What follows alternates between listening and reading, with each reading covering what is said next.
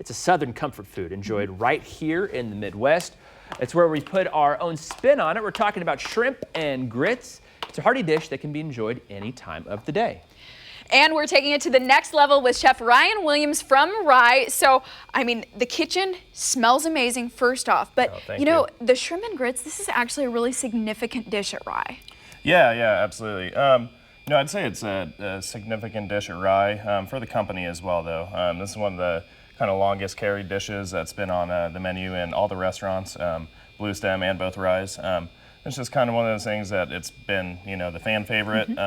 It's hard to not like it. You know, it's kind of been a rite of passage for all the cooks that have come through there to learn that dish, you know, at every location, and it's definitely a top seller.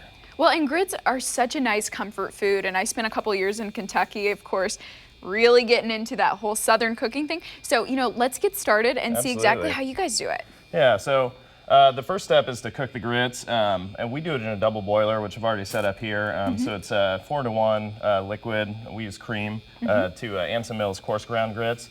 So these are nice coarse grits. They're not like those instant grits, you know, that everybody kind of grew up with. I actually had no idea grits could be good until I started working at Blue Stem. Okay, well, your mind's blown. Ago, so. And what, you know, let's talk about that for people maybe who don't know, who've never had grits before. What is a coarse grit? So a coarse, it's a coarse milled grit. So they make hominy out of white corn, and then they just mill it really coarse rather than grind it really fine, you know. So it has that nice toothedness still to it. Okay, so it's just all about the texture. Now, absolutely. I see some shrimp out here, and these are domestic shrimp. So why do you use domestic? So we just like, we like the flavor of the brown or white domestic shrimps the most. They just have a really clean flavor, very good, very concentrated as well. And these are 16-20 size. You could use 8-12 for this dish if you want something a little bit bigger, but I think this is a perfect size. Okay, if they're 16-20, I'm not sure what that means, but I think we should get to cooking them, right? You got it. Okay, so what do we start with? So we're just gonna put a little vegetable oil in the pan. Okay. Get that hot. Basically, it's important to have a nice hot pan for this dish so we can get a good sear on everything.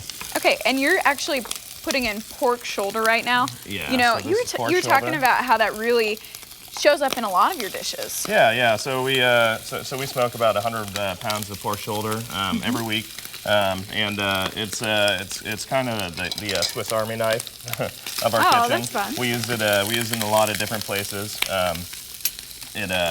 It's on a pulled pork sandwich during the lunch menu. Obviously, we use it as the pork element in the shrimp and grits, and then we do huevos rancheros on the weekend too. Well, that would be so delicious. You know, I love that you guys are putting so much protein in this too, because then it really turns the grits into more of a meal. Oh yeah, absolutely. So we're just gonna sear the shrimp. I just seasoned it with a little bit of salt. I'm gonna hit it with a little pepper. Flip them over. It's a very quick cook here. You need some pepper ground in there? Absolutely. Okay. Yeah. So we'll go for that. Thank you. Okay. That's great. And we're just putting a little crust on that pork right now, as well as cooking both sides of the shrimp. Okay, and you really are just watching it, seeing where it's getting browned, and then flipping. Yeah. We're gonna add a little bit of garlic and just take the rawness off of it there. Okay. Put it in the oil a little bit. And you know, why do you add in ingredients like garlic? It's gonna flavor the shrimp. It's a lot for the sauce too. Okay. And actually, in this dish, the pork is a lot for the sauce as well. Okay. Very flavorful at the end. All right, so we're gonna go white wine. Ooh. Just kind of let that reduce down a little bit. And then why did you guys choose to add in white wine there? It's just kind of helps balance the sauce out. The rest of the sauce is made with half hot sauce and half Worcestershire sauce, which I'm pouring in now. Okay.